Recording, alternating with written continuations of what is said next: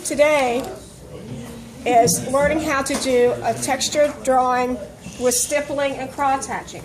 What stippling is when something is made with little tiny dots. That's a texture.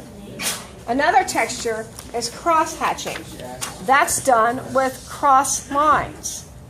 And the lines are close together where you want it darker, and they're further apart where you want it lighter. Same thing with the stippling.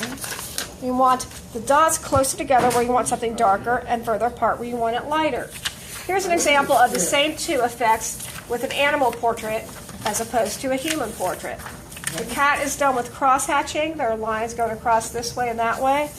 The dog is done with stippling. So what you're going to do when you choose your animal or person from a personal photograph or off the internet or whatever is first you're going to make a sketch, just a general outline, really big sketch like a gesture drawing sketch. Then after I get my general sketch in, I will add details, place where the eyes are, the nose and mouth. Again, this is still very rough. And I'm going to add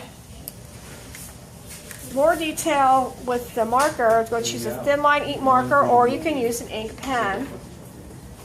And if I do this in cross hatching, I'm going to make marks really close together that cross over each other where I want things dark, and make the lines further apart from each other where I want them lighter.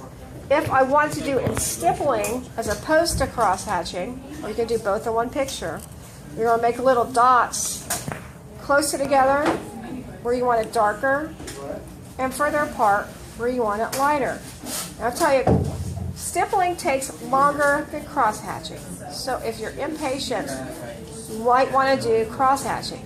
You don't want to scribble, you want to make very neat marks that cross each other